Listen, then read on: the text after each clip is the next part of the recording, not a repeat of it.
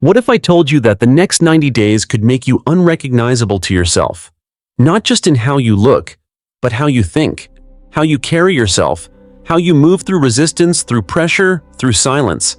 Imagine this: the version of you that hesitates, scrolls endlessly, starts strong but quits quietly. He's gone. And in his place stands someone sharper, someone dangerous in the best way, focused, intentional, disciplined. Not someday, in 90 days. And it all begins now. Let me tell you a story. It doesn't begin with glory or applause. It begins on a normal day. A tired man, maybe like you, sits at the edge of his bed, phone in hand, mind already scattered. He's told himself, I'll start tomorrow for weeks, but nothing changes. And then one morning something clicks. Not motivation, not inspiration, decision. He whispers to himself, enough. I'm done negotiating with mediocrity.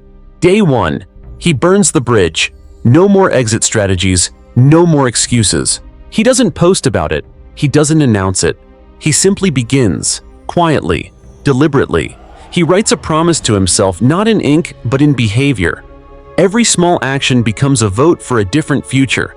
Week 1, the resistance punches back. His body aches. His mind plays tricks. You've done enough. Rest today. But he doesn't. Because he remembers this isn't about comfort. This is about transformation. About rewiring his identity through repetition. No one claps.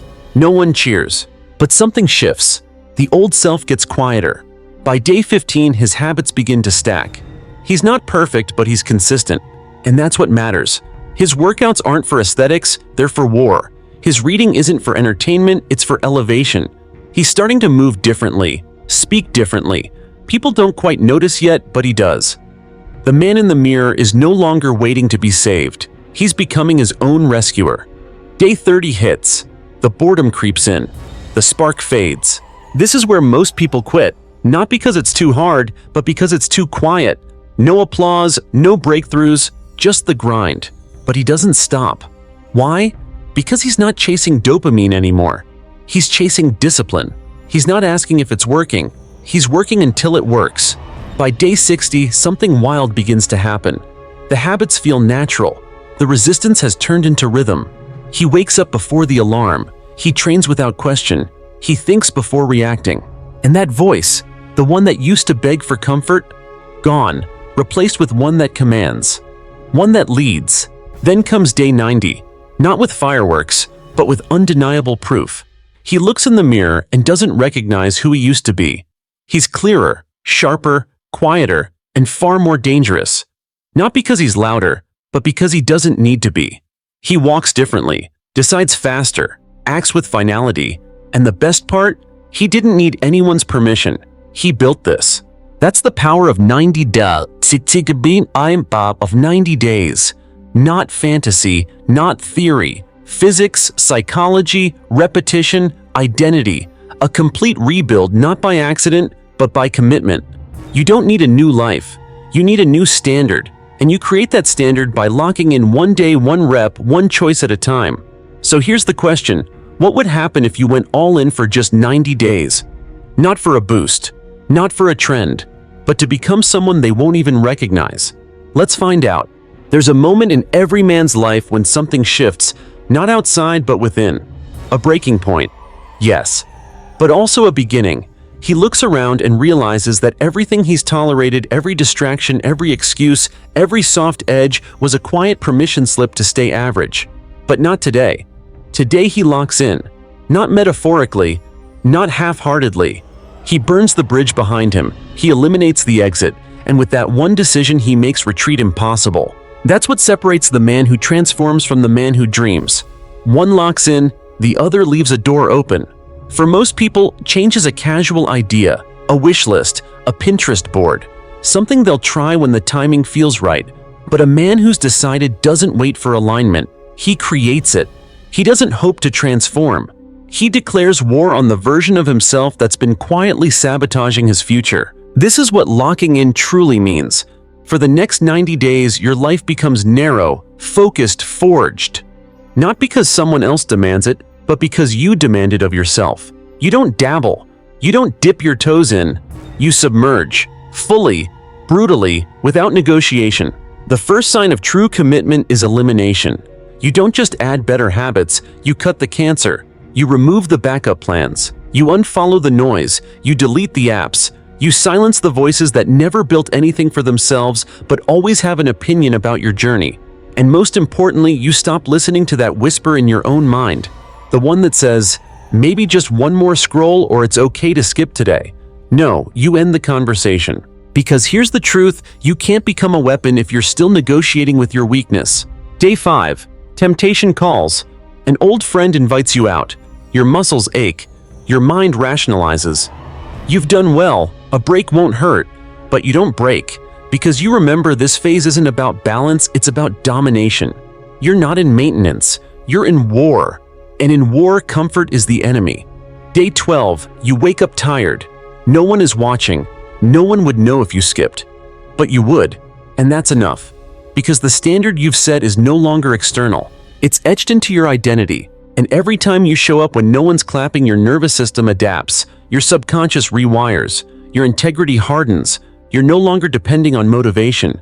You've become your own command center. Locking in isn't about force. It's about finality. You don't get to choose every day whether you'll follow through. That's how the old you operated, negotiating with fatigue, with temptation, with fear. The new you makes the decision once and lives inside it. That's where the power lies, not in intensity, in irreversibility. You don't just change your schedule. You change your atmosphere. You don't ask your friends to understand. You stop explaining altogether. You become unavailable for things that don't align with your mission. Because this is what most people miss. The lock-in phase isn't about doing more. It's about becoming less available to what weakens you. By day 20, something changes. You start walking differently. Not with arrogance, but with weight. You speak less. You move with conviction.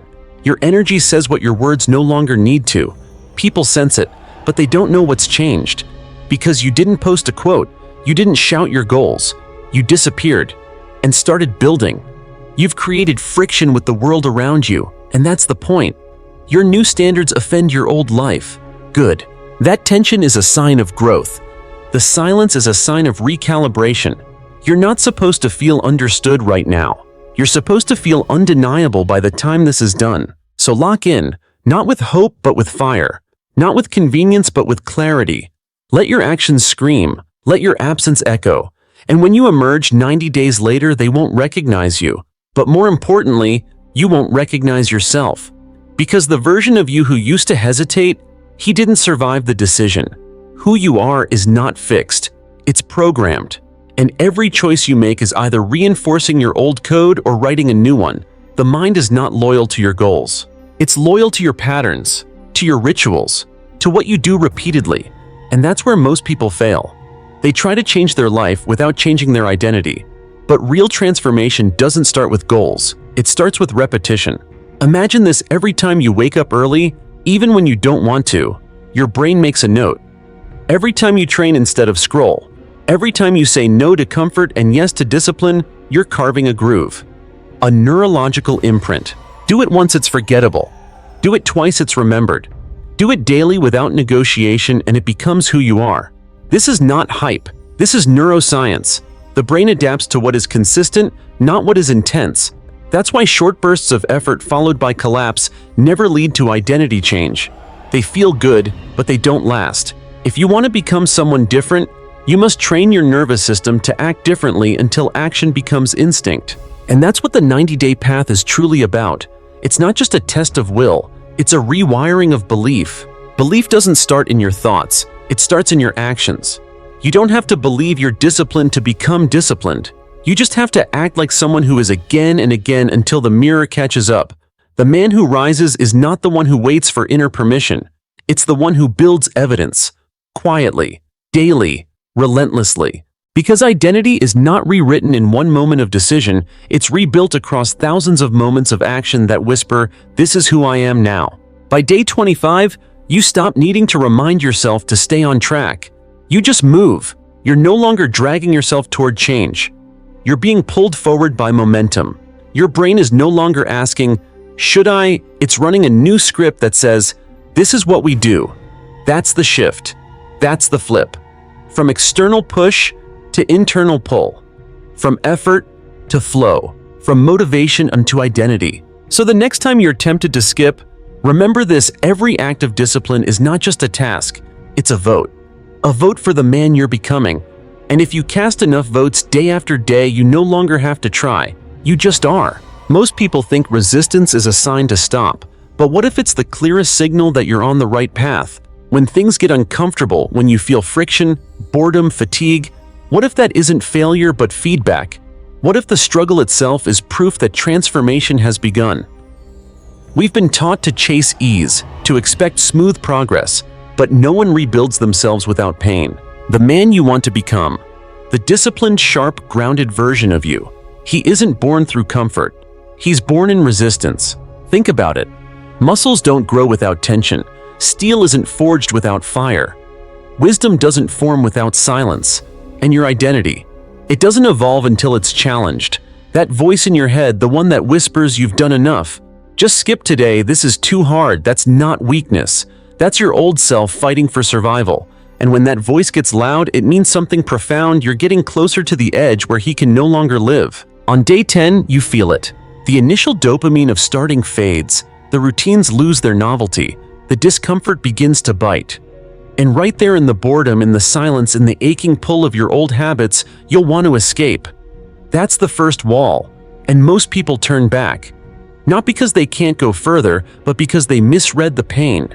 They think pain means wrong path. But pain in truth is the gatekeeper to growth. It's the checkpoint before every breakthrough. Resistance is not a red light. It's a green one. It doesn't say stop. It says keep going. This is the edge where rebirth begins. Day 30 brings another kind of resistance: doubt. You've been consistent, but the results still feel invisible. No praise, no applause, just routine. And your mind whispers again, is this even working? But the work is working. It's just working under the surface. Your brain is rewiring. Your nervous system is adapting. Your focus is sharpening. But like roots beneath the soil, it hasn't bloomed yet. So what do? You swing anyway, you show up anyway. You trust that discipline today will become transformation tomorrow. Here's the truth. No one tells you resistance is sacred. It is the friction that burns away your excuses. It is the silence where your new mindset is born. It is the dull grind where your future self is forged. So the next time you feel like quitting, stop and listen. That discomfort you feel, that's the old you dying. And every time you move through it, you become something rarer. Someone who didn't fold. Someone who kept walking when the path wasn't lit. If you want to evolve, you must walk through the resistance. Not once, not with noise, but every day with silence, with fire, with unwavering resolve. Because the man who keeps moving through resistance, he becomes unstoppable. Transformation isn't accidental, it's architectural. And if you're serious about becoming unrecognizable 90 days from now, not just in how you look, but in how you move, decide and command your life, then you need more than motivation. You need a blueprint, not a vague plan, a structure, a system.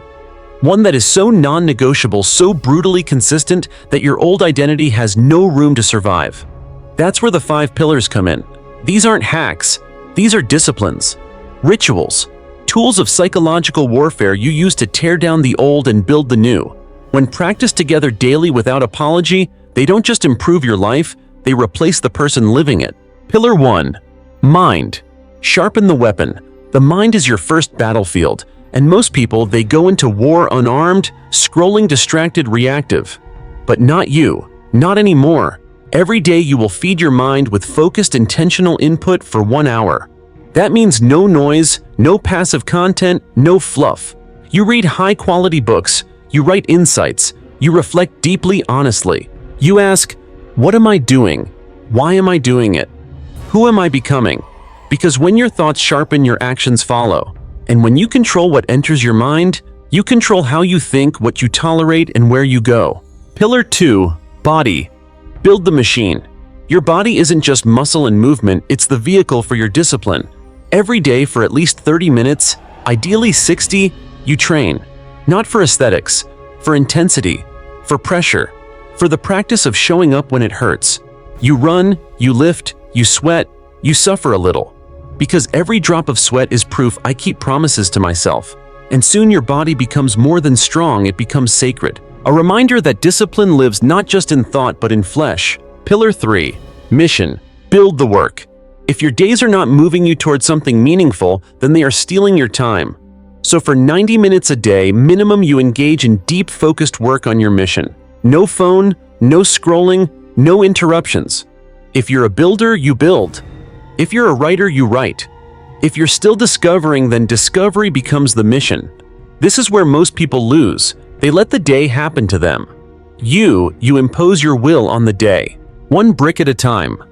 Over 90 days, this becomes your edge, your separation from the crowd. Pillar 4. Stillness. Reclaim the signal.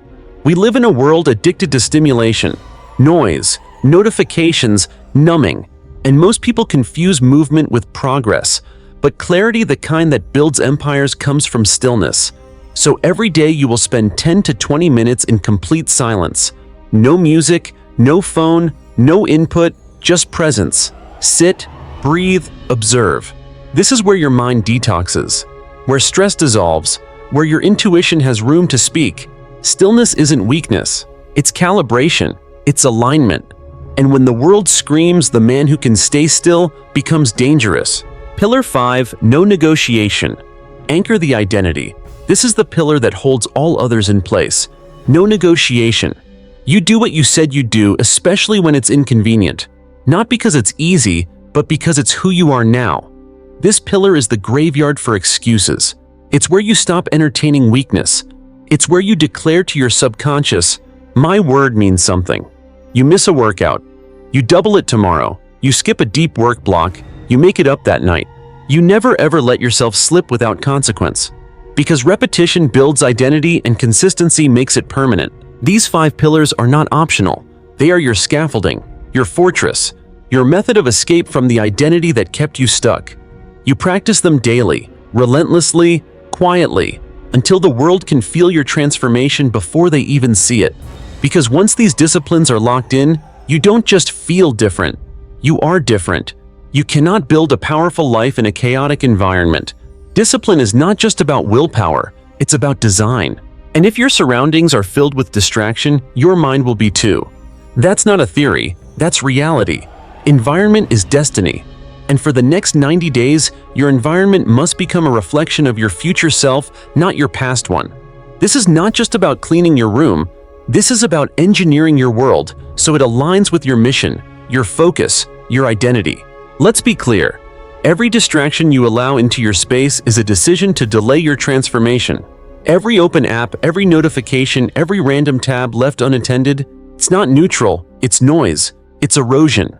And you can't afford erosion, not in this phase. So what gets cut? 1. Mindless scrolling, the enemy of depth. Social media is engineered to fracture your attention.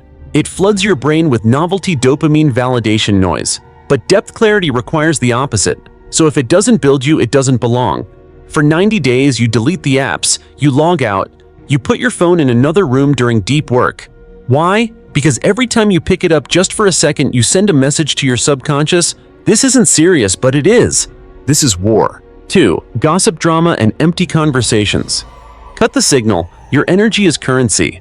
And low-value conversations are attacks on your future self. So you stop giving attention to gossip, complaints, small talk that leads nowhere.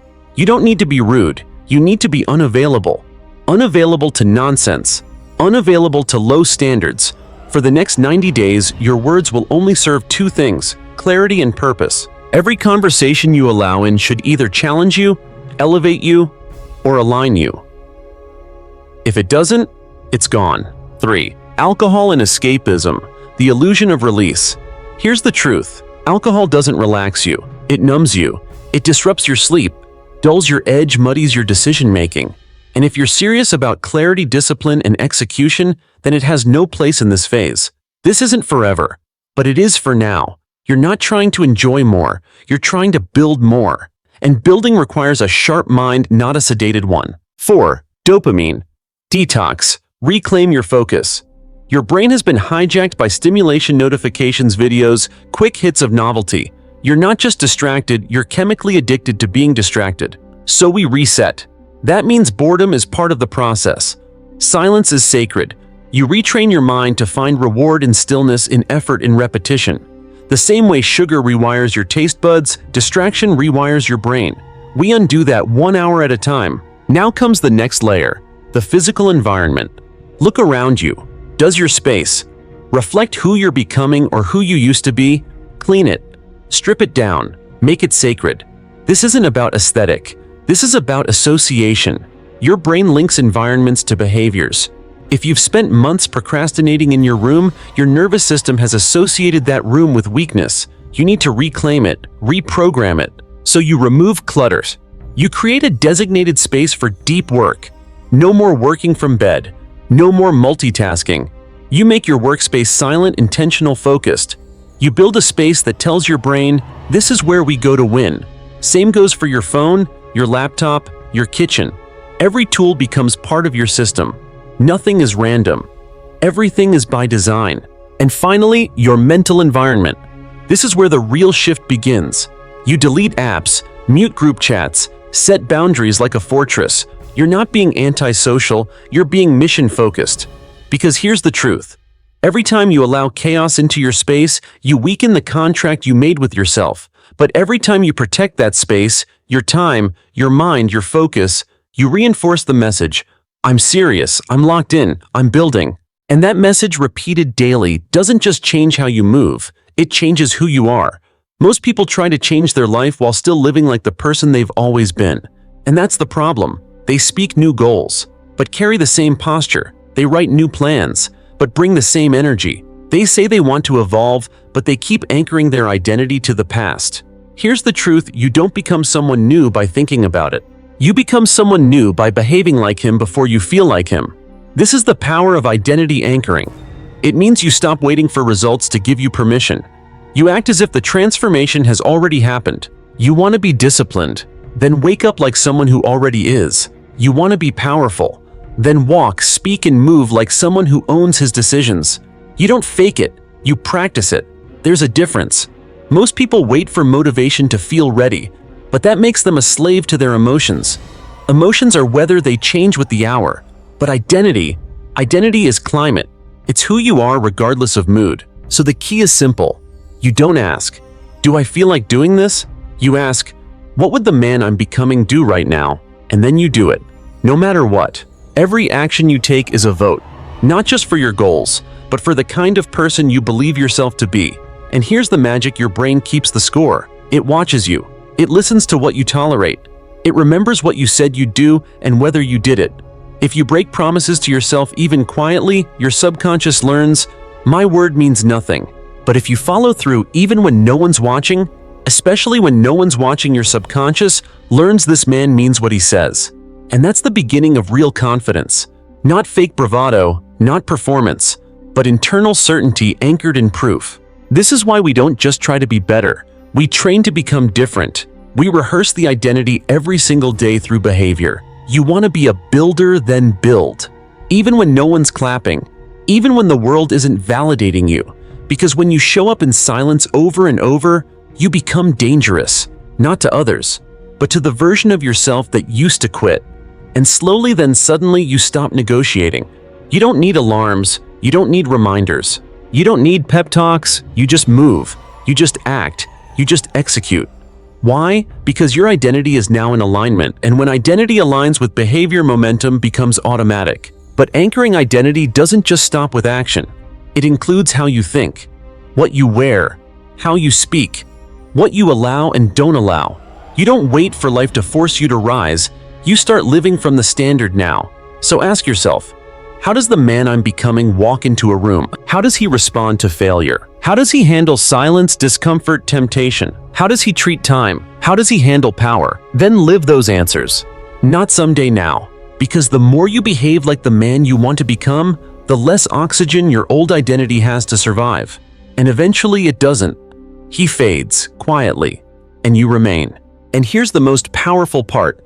When you anchor your identity through action, you don't need validation. You don't need people to understand you. You don't even need results right away. Because your confidence doesn't come from hope. It comes from proof. You're not guessing who you are. You're watching it unfold. Every morning, every ritual, every repetition, you reinforce it. This is who I am now. Not because I say it, because I live it. Everyone loves setting goals. They make us feel inspired, clear, even powerful. We write them in planners. We post them online. We daydream about what life will look like when they're achieved. But then, life happens. Motivation fades. The chaos of the day interrupts the plan. And slowly, without fanfare, we drift. Why? Because goals don't build momentum. Systems do.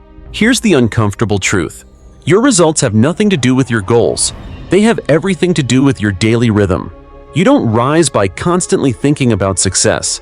You rise by mastering the mechanics of consistency.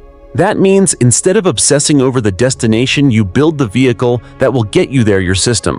What is a system? It's the structure you build that eliminates decision fatigue. It's the set of rituals, routines, and rules that run your day so you don't have to rely on willpower. Because let's be honest, your willpower is weak at 5 a.m. It's unreliable after a long day. It cracks when you're tired, stressed, tempted. But a system doesn't ask you how you feel. It just executes. And that's why it's powerful. Want to know the difference between people who transform and people who talk? People who transform design systems that make execution automatic. They don't wake up wondering if they'll train today. They don't need a motivational video before they start writing. They've already built a rhythm, a default mode. They don't rise because they're strong. They rise because they've removed the option to fall. So here's what you do. You create a morning system, same wake-up time, same flow. No phone, no negotiation, just reading, movement, reflection, stillness. You do it not because you feel like it, but because it's what you do now. Then you create a deep work system, same time block, same sacred rules. Phone out of reach, notifications off. One task, total focus. You don't start your day wondering when you'll get to your mission. You know, because it's scheduled, protected, repeatable. Then you build an evening system. No screens after a set time. Light down, noise low. You plan tomorrow. Reflect on today. You shut it all down, because the man who wins tomorrow starts tonight. But here's the key. Systems must be simple. If it's complicated, it will break under stress. If it requires perfect conditions, it will fail when chaos arrives. And chaos always arrives. Your system should be so clear, so obvious that you don't need to think, you just execute. Wake, move, read, build, reflect, repeat. That rhythm becomes your heartbeat, and over time it becomes your identity. Now here's the most important part. Track it every day, because your brain forgets. Your ego lies. It tells you you're doing better than you are. But data doesn't lie. So get a wall calendar. Use a habit tracker. Tape sticky notes to your mirror. Whatever it is, make it visual. Because every little check mark isn't just a completion, it's momentum. It's dopamine tied to discipline, not distraction. And once you see that streak, you don't want to break it. That chain of wins becomes sacred. You'll think twice before skipping a day because now you can see the cost. And awareness changes everything. That's why systems beat goals. Goals ask, what do I want? Systems ask, how will I live? The man with goals needs constant inspiration. The man with systems, he just moves. He doesn't wait for the spark. He builds fire with structure. So don't waste time rewriting your goals for the 10th time. Design your system. Live inside it. Track it daily. And let the results become inevitable. Because in the end, the most powerful version of you isn't built from ambition. He's built from rhythm. And rhythm starts right now. No one transforms without resistance. You don't get to evolve in peace. You don't get to build a new life without confronting the ghosts of the old one. And on this 90-day path, there are 3 walls that every man must face. Not because he's weak, but because transformation demands it. These walls are not accidents, they are thresholds. They exist to test your decision, to challenge your rhythm, and to see if you really meant it when you said, "This time I won't quit." Let's go through them brick by brick. Wall 1, friction days, 7 to 10. This one comes early. You've been consistent for a few days. The energy of beginning is fading. The excitement is wearing off. And now, it's just you and the work. Your body aches. Your mind whispers, take a break. You've done enough. Just this once won't hurt. But you're not tired because it's wrong. You're tired because your nervous system is recalibrating. Your old patterns, sleeping and skipping the gym, distracting yourself when things feel hard, they're screaming. Not because they're true, but because they're dying. And like anything that's dying, they fight back. This is where most people fall, not because the work is too hard, but because they didn't expect the silence. They weren't ready for the emotional detox. They mistook discomfort for failure. But here's the truth. Friction means you're evolving. Friction means your system is resisting the new code. It means you're writing a new identity and the old one is clinging for relevance. So what do? You keep moving. You don't make a speech about it. You don't ask for applause. You just swing again. One rep, one page, every act of discipline becomes a hammer, and every hit chips away at wall 2. This wall is sneaky. You've been showing up. But the result's still. There's no applause, no visible. Just in your brain starts to whisper a different lie. Is this even working? Maybe I should change things up. This doesn't feel exciting anymore. You're not failing here. You're experiencing the most under. And most people equate boredom with being on the wrong path. But boredom is a sign you're no longer chasing novelty. You're refining execution, your depth. This is where greatness begins. Not in inspiration, but in rhythm. Not when it feels thrilling, but routine. Think of it like training in the dark. The roots, the internal, but if you walk. So what do? You stay. You breathe. You swing again. You fall, quiet repetition that turns effort into identity. Wall. And then, it's subtle at first. You wake up and you train. Natural. Your habits no longer feel forced, they feel like you. You speak less. You move with intention. You're not looking for approval. You've built internal certainty. And it doesn't come with a parade. It comes in silence. It arrives when you realize you're not the same person anymore. Not because Hun stacked on, you're not trying to change, you already did. And the world begins to feel it. Not because you posted anything, not because you said anything, but because your energy has changed. You've become grounded, focused, unapologetically clear. And people can't quite explain it, but they know you're different now. These 3 walls are not enemies, they are teachers. Each one asks you a question. Will you keep going when it's not exciting? Will you show up when it's uncomfortable? Will you become when no one's watching? And if you answer yes again and again, you don't just cross the 90-day finish line. You cross into a new reality.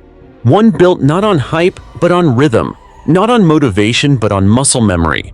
Not on emotion, but on identity. Because the man who walks through all 3 walls, he doesn't just look different. He is unrecognizable. You don't notice the moment it happens. It doesn't come with music or a spotlight.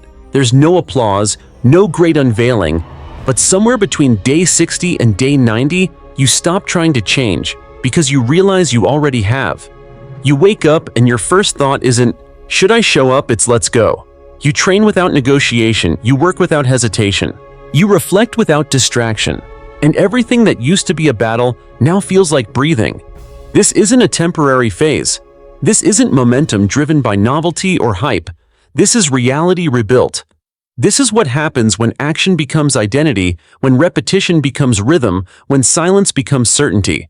This is the final rebirth. Let's be clear, this transformation wasn't gifted to you. You didn't stumble into it, you earned it. Through early mornings and late nights, through doubt and silence, through sweat and discipline and relentless repetition. You built something most people will never taste, not because they can't, but because they don't stay in the fire long enough to emerge tempered. And that's what this is.